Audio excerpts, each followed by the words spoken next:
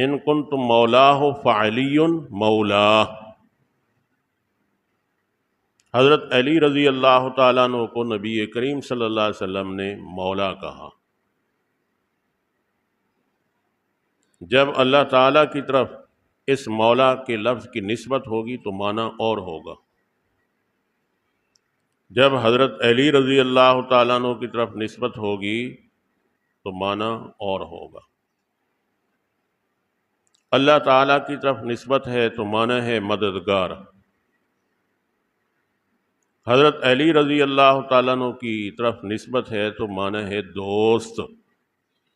کیا؟ دوست۔ نسبت بدلنے سے لفظ کا معنی تبدیل ہو جاتا ہے۔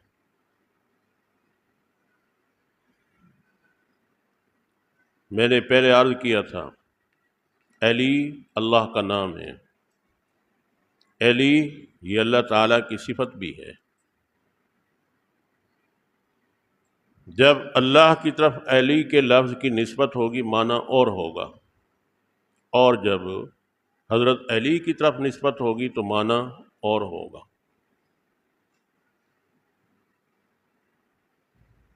مولا کے لفظ کے صاحب منجد نے 21 معنی بیان کیے ہیں۔ کہیں دوست ہے، کہیں پسند ہے، کہیں پوتا ہے، مختلف معنی ہیں، لیکن مولا کا معنی کسی لغت والے نے خلیفہ، والی نہیں کیا۔ مولا کا معنی خلیفہ، والی نہیں کیا، کیونکہ اس مولا کے لفظ سے روافض حضرت علی رضی اللہ تعالیٰ عنہ کی خلافت بلا فصل پر استدلال کرتے ہیں۔ اب ان کا استدلال اور اس کا جواب تو میں آگے عرض کروں گا انشاءاللہ العزیز، لیکن اتنی بات آپ یاد رکھیں، مولا کے لفظ کا معنی جب اللہ کی طرف منسوب ہوگا تو معنی اور ہوگا، جب حضرت علی رضی اللہ تعالیٰ عنہ کی طرف منسوب ہوگا تو معنی اور ہوگا، مگر مولا کے لفظ کا معنی خلیفہ، والی کسی نے نہیں کیا۔ آئیے بات سمجھنی ہے۔ پہلے میں نے سود کے معاملے کے اندر ایک مثال عرض کی تھی۔ سود خور کہتے ہیں کہ سود کے اندر نفع بھی ایسے ہے جیسے تجارت میں ہوتا ہے۔ تو میں نے کہا تھا عورت ماں بھی ہوتی ہے، بیوی بھی ہوتی ہے، بہن بھی ہوتی ہے، بیٹی بھی ہوتی ہے۔ جب عورت کی نسبت شوہر کی طرف ہوگی تو معنی اور ہوگا، جب ماں بننے کے ناطے سے نسبت ہوگی تو معنی اور ہوگا، بہن کی طرف جب نسبت ہوگی تو معنی اور ہوگا۔ تو مولا کا معنی والی یا خلیفہ یہ کسی نے بھی معنی کیا نہیں ہے۔ اب شیعہ حضرات جو ہے یا تو خلافت کا معنی لیتے ہیں، ولایت کا معنی لیتے ہیں، اور شیعوں کے ایک نمائندہ جماعت جو ابھی بیدار ہو رہے ہیں، اللہ ان کو توفیق عطا فرما دے، بریلوی حضرات مولا علی بار بار کہتے ہیں۔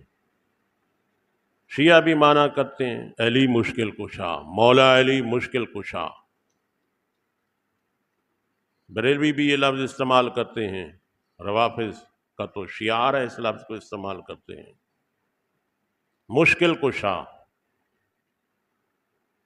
مولا علی مشکل کشا۔ اور یہ استدلال پکڑتے ہیں بزرگوں کا جو شجرہ ہوتا ہے، شجرہ بزرگوں کا، اللہ والوں کا، اساتذہ حدیث کا، اللہ والوں کے شجرے کے اندر مولا علی مشکل کشا کے الفاظ موجود ہیں۔ تو کہتے ہیں دیکھو جب تم نے علی کو مشکل کشا مان لیا ہے تو ہم کہیں تمہیں کیوں تکلیف ہوتی ہے؟ تو یاد رکھو وہاں جب ان کو مولا علی مشکل کشا کہا گیا اس کا معنی کچھ اور ہے۔ تمہارے دماغ میں تو شرک بھرا ہوا ہے، مشرک کا کام ہی یہی ہے، جب کتا کتی کاٹنے والے بن جاتے ہیں نا، اس کو جو بھی ملتا ہے، بھلے مالک بھی ملتا ہے، اس کو بھی کاٹنا شروع ہو جاتے ہیں۔ ان کو تو بس موقع چاہیے، مولا علی مشکل کشا۔ بھئی مشکل کشا کا معنی وہاں یہ ہے کہ مشکل مسائل دینیہ کو حل حضرت علی رضی اللہ تعالیٰ عنہ کرتے تھے۔ آپ نے نحمیر کے آخر میں ایک مثال پڑھی ہوگی، لولا کا علی لہلک عمر، پڑھی یا نہیں پڑھی؟ لولا کا علی لہلک عمر،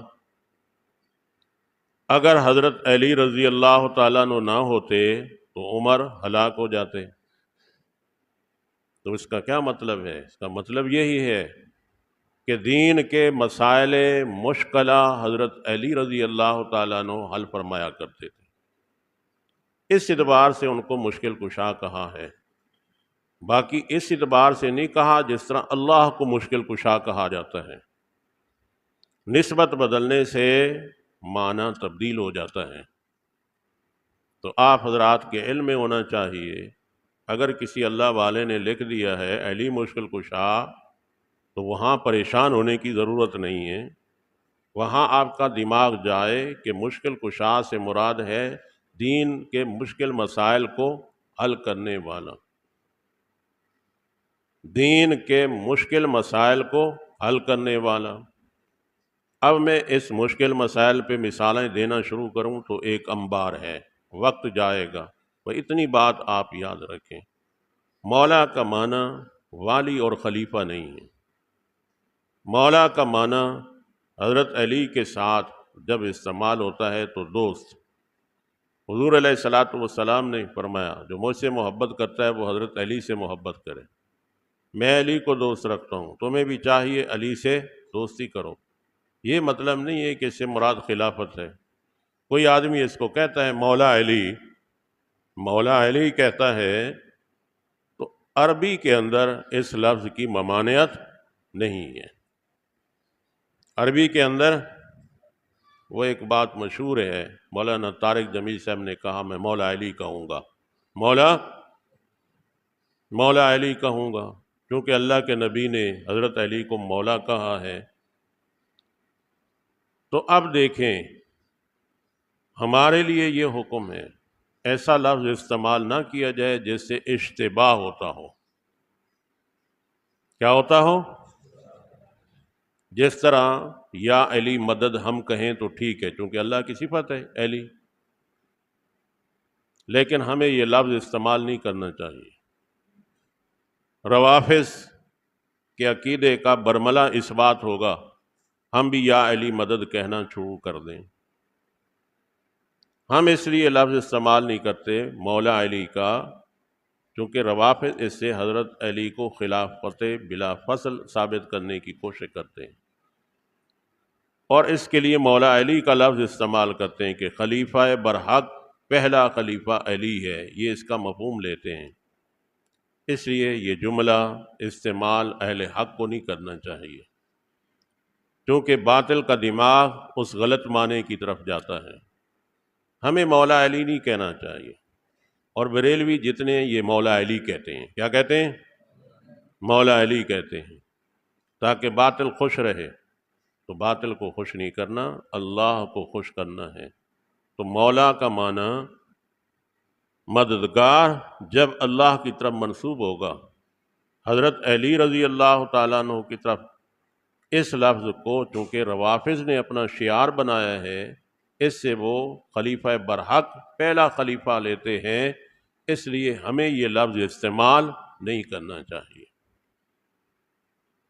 ہمارے لوگ بھی اس لفظ کو استعمال کرنا شروع کر دیتے ہیں جو نبی علیہ الصلوۃ والسلام نے فرمایا ہے۔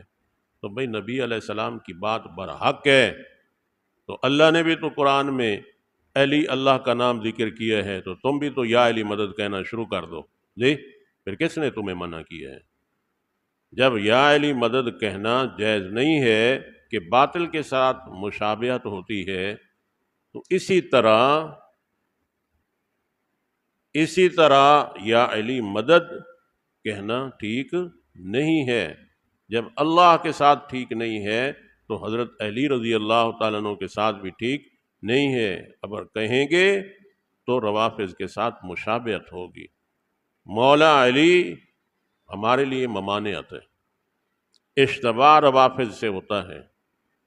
باقی کوئی اپنی مرضی سے کہتا رہتا ہے، وہ کہتا ہے میری اہل بیت سے محبت ہے، تو یاد رکھو اہل سنت والجماعت دونوں طبقات کو مانتے ہیں، صحابہ کو بھی مانتے ہیں اور اہل بیت کو بھی مانتے ہیں۔ حجت الاسلام مولانا محمد قاسم نانوتوی رحمۃ اللہ علیہ فرماتے ہیں یہ دونوں طبقے ہماری دونوں آنکھوں کی طرح ہیں، ہماری دونوں آنکھوں کی طرح ہیں۔ میں نے سورۃ احزاب کے اندر یہ بات لکھی ہے، دونوں آنکھوں کی طرح ہیں، ایک آنکھ ہو اور ایک نہ ہو تو عیب دار ہے، آدمی کیا ہے؟ عیب دار ہے۔ اس لیے ہم دونوں پر ایمان رکھتے ہیں اور اپنے ایمان کا حصہ سمجھتے ہیں، ہم کسی کا انکار نہیں کرتے، مانتے ہیں، اہل بیت کو بھی مانتے ہیں، لیکن ہم مولا علی کہنے کے لیے تیار نہیں ہیں۔ جو کہتے ہیں دوسروں کو خوش کرنے کے لیے، حالانکہ باطل کا عقیدہ ثابت ہو رہا ہے، اور کل کے سبق میں آپ پڑھ چکے ہیں خلفائے اربعہ کی خلافت پر اجماع منعقد ہو چکا ہے۔ اب حضرت ابو بکر صدیق کی خلافت کا وہ انکار گویا کہ کرے گا جو مول اجماع کو توڑنے والا ہے۔